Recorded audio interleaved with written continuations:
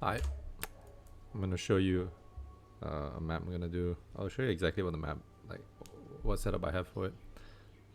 And then after I'm done, let's talk about the build, because I'm pretty sure this is the end of the road for the build. There's not much else I can do for it.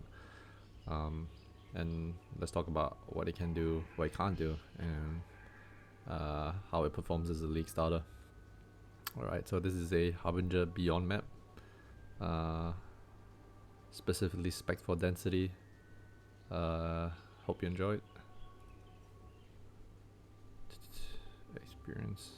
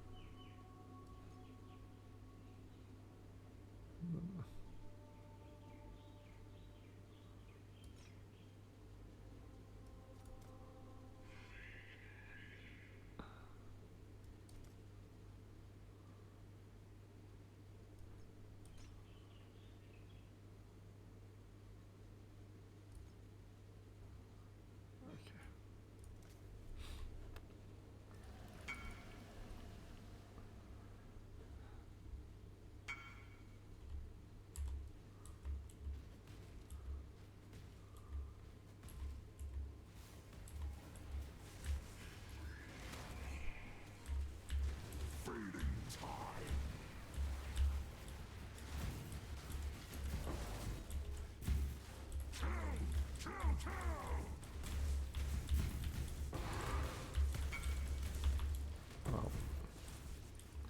Insane lag, holy shit. Carry me, explode, Chan. Alright. Okay, whoa. Very nice.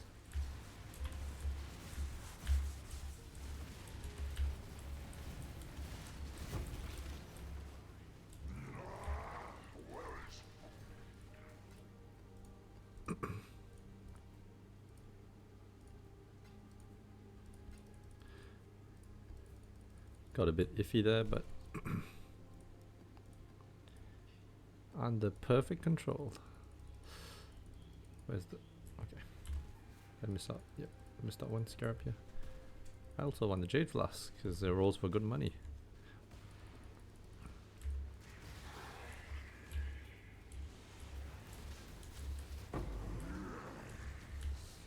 Holy shit. What is this?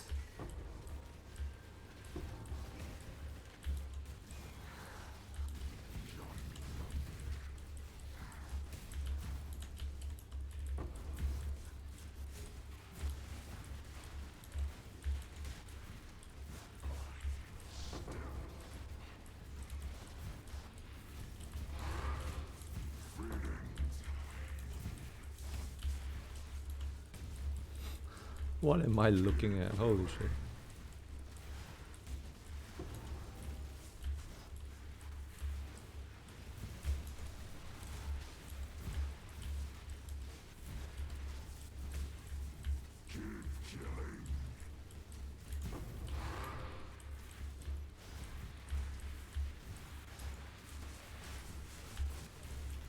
All the beyond all the Harbingers spawn at the start of the map, or what? Why is it so dense? It's never this dense.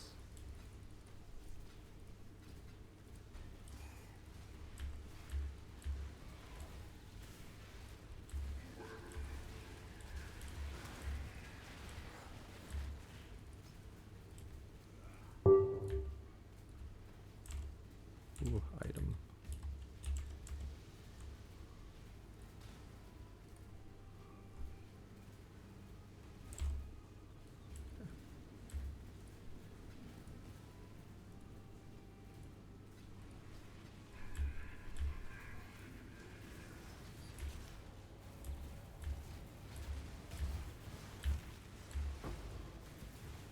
Don't mind me while I loot.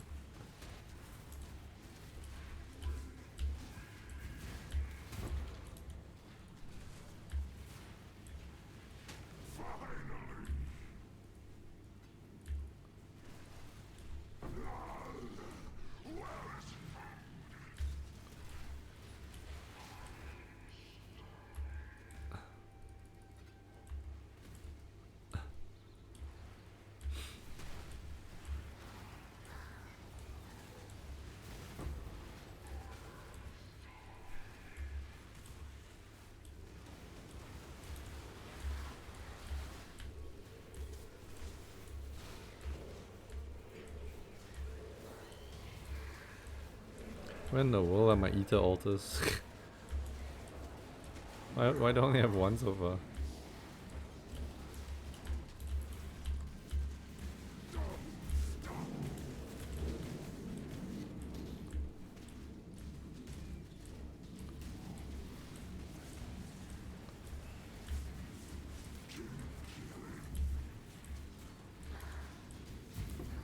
Oh god.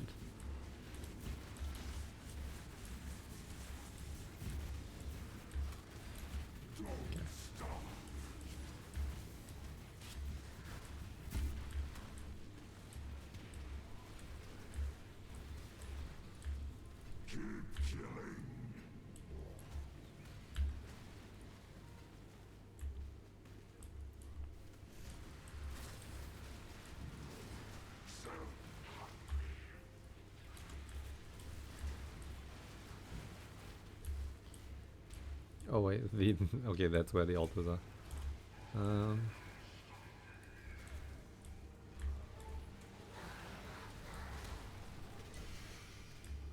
Unfortunately, I'm not overcapped on cold and lightning enough to be able to pick this. I actually have to solve that in the long run if I want to continue playing this character, but I'm a bit lazy. Probably need about like 30 of each element, cold and lightning, in order to actually click those altars.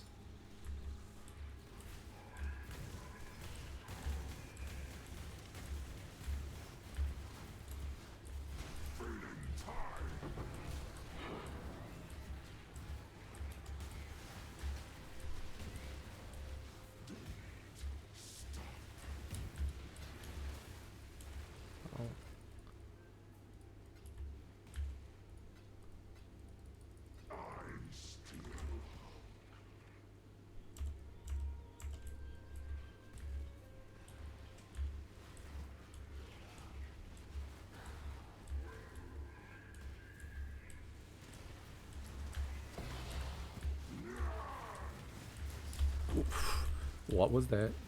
What was that? That lag or what happened?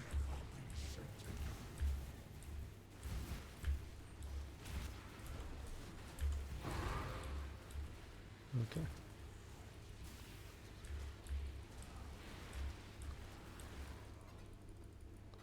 Spooky.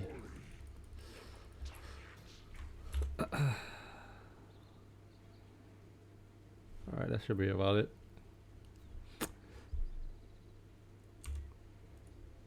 I don't know why I'm picking up 5 chromatics.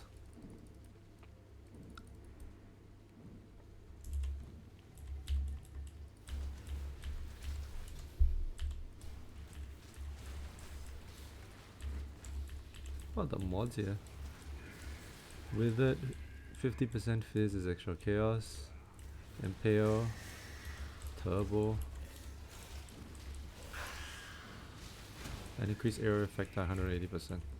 That explains why the so many overlapping AoEs. 50% pack size, quantity of items 150, 79% increased rarity. Okay, as you can tell, build is pretty strong, does pretty decent damage, and it's pretty tanky. I think it's like 300k EHP with Molten Shell up, so it should be about 160, 170 without it. All in all, I'm pretty happy with how this build turned out. It was a league starter that I played all the way from Act 1, pretty much playing almost the exact same setup, like in terms of skills. I went with a Holy Flame Totem first, and eventually changed to Rejuvenation Totem once I got the Black Zenith gloves. Before Black Zenith, I was using a Sire of Shards for the Folding Sire of Shards. The build keeps things very, very cheap by not having to require any 6-links. So the 6-link here is just for fun. I only just started using one recently, but you can get by with her folding all the way till red tier maps. And the build basically functions like this. You summon a totem. The totem has a pretty high amount of health because you're scaling totem health. So in this case, my totem here has 21k health. And then when my totem gets hit by an enemy spell or attack, it procs Flamewood. So Flamewood deals base fire damage equal to 140% of the totem's maximum life. And in this case, because the totem's maximum life is 21k, this means you're doing what was it? 140% of that is 150% of that is like 30k. So the base damage of this is 30k, right? And then not only do you have a base damage of 30k on this, you have 4 extra projectiles from the gloves. So that is 4 times multiplier. That's 500% damage with something like a rain of splinters, which is here. With something like rain of splinters is another 2 more projectiles. So that's 6 total projectiles extra, 7 total projectiles.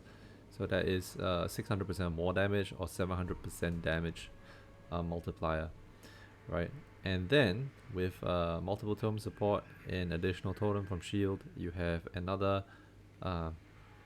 3 more totems, which is another 300% more damage, which is a total of 400% damage multiplier. So all these multipliers are cheap and free, right? You're getting it it's very accessible, very easy to scale. And yeah, you'll be looking at this and say, wow, such impressive numbers. Why aren't most people playing this build? And the answer is, this is a very, very clunky build. And the reason why it's a very clunky build is because you have to get the totem has to get hit, right? Your ability to cast this, so if you think about it in this way, right? If you play cast on crit, yeah, the skill maybe only has like 3 damage links or something. But because cast on crit allows it to hit like 7 casts a second, you have a 7 times multiplier of damage. The downside to this particular skill is that your damage is limited by the amount of times your enemy hits your totems. So this Black Zenith actually has a other downside, which is your Flamewood cooldown goes from 1 second to 5 because of the 4 additional seconds. But what's unique about the totems is that whenever I summon a new totem, it has its own cooldown, right? So every time I have the Flamewood proc, I can actually summon a new totem, and it will, if the enemy hits it again, it will proc again. So there is still some ultimate downside, which is like if the enemy isn't hitting your totems at all, like it's refusing to do so, you're kind of screwed because you do basically 0 damage.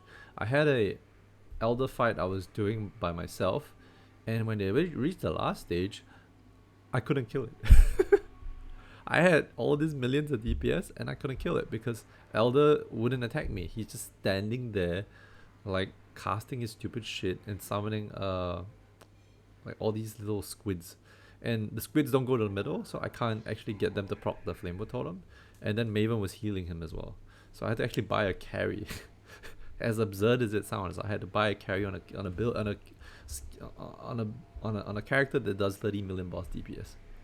So you have to be aware of this, right? That there is some clunkiness associated with it. There are some bosses this setup can't do, not just do badly, it just can't do them, right? But if you're okay with that, then you have a very impressive build, because it does enough damage to do very juiced maps and still have enough like stats to get EHP, right? Because this build has 300k EHP, and the total cost for this build that I have here, like I paid for this, I'm not telling you what the current market prices are because I did buy a lot of stuff cheap and ahead of time, but the total market price of this, it's less than 50 divs, right? In fact, I can do a breakdown now, right? The ducks here I bought for 4 divs, but it's now literally 2. This was bought for like 30 chaos or some shit. This was 2 divs. This was 1.5 divs. Actually, no, this is 3C. The original one is 3C. I bought an upgrade for 1.5 divs and I'm selling the old one off. But okay, let's consider it as 3C or something. 20C, 30C, something like that. Okay, you can call this 20C. This is the max res is expensive, but other than that, it's, what was it? Reservation and total max life. Total max count is currently 2 divs. So this is like 2 divs. I bought this for 3. These rings are 1 div each. This glove, you just buy a lot of 3C gloves and then just slam a Val Orb on it. Each try is 4 chaos on average, and it probably take you at least 20 to 30 tries to get a decent outcome. So you can consider this like one div or something. You can make it yourself. This is 3C. Then this is okay, in non-endurance mod, although I did buy this for like 10 chaos. This is like without the endurance mod, it's literally less than 10C, right? And so you can see, right, based on the items I have on my character, okay, like ignore the jewels, I'll show you why the jewels are expensive, but this is a very cheap setup. You can get this very accessibly. Like you don't have to earn a lot of currency to make this build, and there's a very cheap scaling options all the way through all the way through from day 1 to day like 5.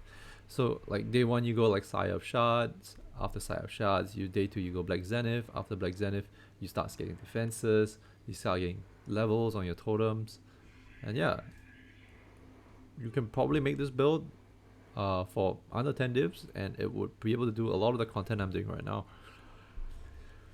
Okay, so what this build is great for is stuff that has the ability to hit your totems multiple times without you actually like sitting there and waiting for them to hit them. And there are a few there's a group of content, there's a lot of content in the game that kind of like falls into that category. Juice mapping falls in that category, simulacrums falls into that category, and to some extent T17 maps fall into that category. As long as you can have a lot of mobs or mobs with a lot of multi-hits proccing your totems, you'll be able to do damage fine, right? And so I really heavily advise this as a League Star now that I've played it. It's exceptionally good for what it does because of how cheap it is to set up. Only downside, you have to be comfortable with the playstyle. You have to be comfortable with the fact that there are some things that you can't kill. Okay, what else? Oh, yeah. When I thought of this build, I watched Wolfleo and Jiangron, and I like their setups, but at the same time, I think they kind of got the formula wrong. And I think for Flamewood Totems, you 100% want a very tanky character and not a character that can do like 200 mil DPS on totems. Okay, let me explain why. To get 200 DPS on totems, you end up usually sacrificing a lot of EHP. You can probably get 100 mil DPS with like half my EHP, and maybe 150 with like a fifth of my EHP or even less. Now, why don't I go for that kind of setup? And I'll tell you the reason why that kind of setup is not as advised is because a lot of the times in boss fights, the way you proc your totems is you stand on them. Like if I'm on a boss, most of the time I'm just gonna do this. I'm gonna stand there and just do this. If the boss is hitting me many times, the totems will just keep proccing over and over again as I resummon them, and that's where my DPS is coming from. Don't be deceived by high DPS numbers on PoB. What's more important is, can you keep up that DPS uptime? And I think that the only way you are reasonably allowed to keep up the DPS is if you're standing on those totems. Because if you're standing on those totems, the enemies are only going to attack one thing, that area. And if they have AoE spells, multi-hit attacks, it's all going to keep rocking your totems. So for sure, 100%, you need a tanky character. Alright, let's talk about how defenses is scaled on the left side of the tree. So when it comes to Chieftain, you can definitely go for suppression, but because all the major nodes that you really want are on the left side and not the right, it is very unlikely that you can get enough suppression for this to be worthwhile. I know Zhang did a build that had suppression in it, but to be honest, he only had like 60k EHP, and I didn't think that was like ideal. So on a Chieftain, there are two things that are going well for it.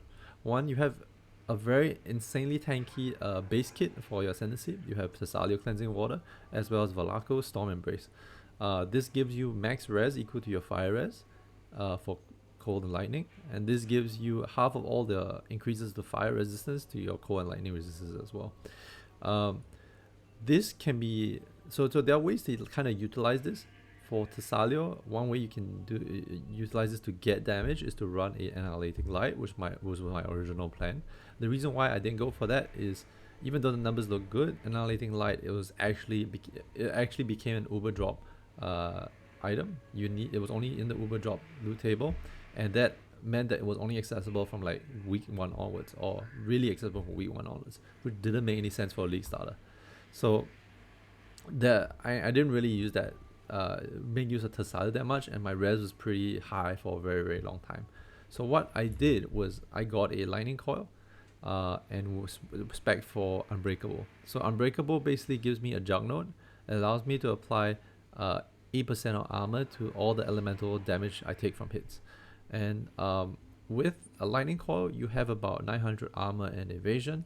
And then when you add iron reflexes, you basically get about 1800 armor on the chest. Unbreakable doubles it to 3600, and then you stack a pretty sizable amount of armor that way. So I have determination, and without flask up it's 27, and with flask up it's at 48. Right, there are ways to scale up even further. If I have enough reservations and have enough decks, I can actually get grace and boost it up to about 75k or 68k, 65k. I can also add nodes on the tree to get more armor.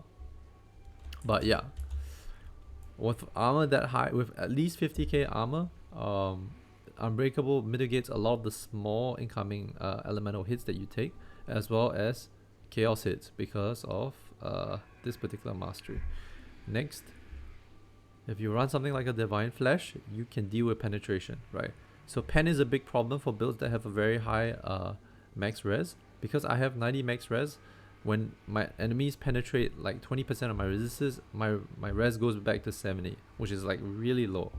And what I don't want is for a pen to have that big an effect. Divine Flesh deals with this. So what Divine Flesh does is it splits the elemental into half. So half the damage you take is going to be applied as elemental, and the other half is taken as chaos. And with armor kind of protecting both chaos and elemental, and armor becoming more effective the smaller the hits are, this is an extremely good defensive layer. So yeah, Unbreakable and Divine Flesh is a very jug technique. And most of the time what jugs would do is that they wouldn't go this, but they would go something like a fourth vow. In this case here, I went for a lightning coil because I also want to deal with physical, right? So the physical in this build is mostly taken as elemental, so 50% from hits taken as lightning, 6% is taken as cold, 8% is taken from fire, and then I have a Watcher's Eye. Yeah, I haven't even done my single, that's my first sanctum. I can actually do this later, but yeah. So I have a Watcher's Eye, double purity of elements. This is actually extremely expensive because it also has a crit mod for determination. I did snipe it. I saw it and I was like, okay, well, for 25 divs, 23 divs, this is like really, really cheap. So I bought it. So that means it has 12% of physical taken as core and 10% of physical taken as lightning, which means about 80% of the physical damage I take is taken as elemental. So what does that mean?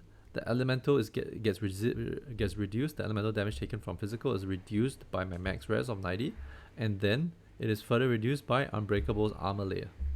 And then the remaining 20% of physical damage I take I have physical damage reduction for in the form of endurance charges, and then subsequently I have armor which applies 100% to, or 100% armor applies to the hit that I take. So all in all, with all this mitigation, this character is extremely tanky.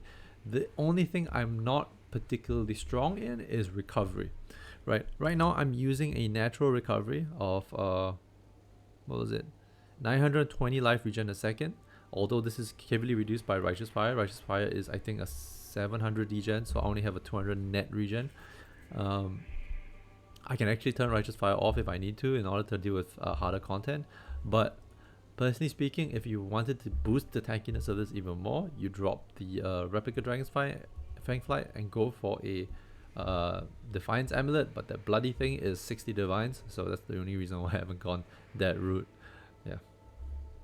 You can also go Petrified Blood, you can also go with stuff like Blood Notch and Immutable, but it just takes up too many jewel slots, and this build doesn't really have a lot of jewel slots. Anyway, yeah, all in all, I'm very happy with the build, this League Starter.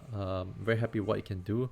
The two strategies that I'm mainly doing with this League Starter is a density strategy that's heavily focused around Harbingers and beyond, and then scaling lots of map modifier effects in order to have high amounts of pack size and quantity, I think. Is it pack size? I can't remember. Anyway, and then also I have scarabs found. So rare monsters in your map have 50% chance to drop scarabs per monster modifier affecting them, and I'm running this horn scarab nemesis. So rare monsters in area have 2 additional modifiers, so that means it's 100% chance more to get scarabs. So I'm using this to farm scarabs as well. It's doing about the same as the rogue setup. The difference is there's a lot more mobs you kill, and you have the chance of getting tainted currency as well as normal currency, because what was it, beyond what was the beyond mod? Yeah, the increased quantity of, wait, that's tainted currency. Where's the one that drops normal currency? Oh yeah, this one. Beyond demons have a 100% chance to be followers of Beta, 30% more basic currency items found for beyond demons in your map. Right, so with this you have more normal currency drops as well, and I'm very happy with this setup. I'm probably gonna keep running this for a while until maybe I hit 99. But before that, I also ran this, which is, I call this a bug hunter because it's just farming scarabs. And what it does is that you're killing rogue exiles. So you're putting like 12 rogue exiles in the map, and then you're making them giants and basically doubling, or not doubling, increasing the chance they proc by 50% by having partnership, right? And this was extremely good for this particular setup because the rogue exiles actually hit pretty hard, and my build basically takes no damage from them because it's so tanky. So this was pretty easy to do. And with this as well, I actually managed to farm up the huge amount of scarabs I got. So I did this first, and with that I had I farmed up basically this amount of scarabs, right? This whole tab of scarabs. I've sold a couple of them already, especially the expensive ones. But with the remaining ones, I just plan to use these to just do farming strategies and enjoy the game at my own pace. Yeah. Oh no, that's pretty much the end of the build. If I don't have to explain all the items to you, I think I've done all that in previous videos. You can just refer to the POB if you need guidance. And I'm pretty sure if you do play this build, you can actually invest more in it and figure out better strategies and take it even further. But all in all, this is pretty much the end of the build for me. I'm probably going to think of a new build to play. I have some ideas. I'm not sure what it would be. I did buy an Adorn, although I'm probably going to give this to a friend to play with because he took a break off the game, about 6 days off the game, and he's been helping me out previous leagues as well. Every time I needed a loan, he'd be the one giving me a loan to buy my upgrades. So I figured I'd pay back to him. I'm gonna give this to him when he gets back. He's probably gonna get getting back today or tomorrow, because he's playing like Bama Necro, and this is really good for his build, and I think he would appreciate it. I haven't told him yet actually. I pretty much dumped all my currency into it. I think this was 35 divs, so my remaining divs I just dumped into this. Gives me motivation to farm again and play more because I have no money. I'll probably farm up for the next build. I have some ideas. One of the things I really want to try is I want to try a change of command necro using a pneumatic dagger, so doing poison damage, scaling with like smite, etc. Using smite, volatility. We'll see. I mean, I haven't really like fleshed it out, but I'm very keen on doing a change of command necro. The Tides of Time belt really enables a lot of things because for necro usually you didn't have much opportunities to be able to like get your worm flask up, so you had to like run 4 of them, or 3 of them, which is pain in the ass. But with Tides of Time, you should be able to have uptime on worm flask because they are both life and mana flask, so you double dip on the gain per 3 seconds. So it's like pretty much 2 charges every second. Yeah. Anyway, hope you enjoyed this video. Glad you've been here for this whole ride. And if you have any questions, yeah, always ask in chat. Not chat. Ask in the comments. I'll help you out. Alright, peace. See you. I'm out. Bye.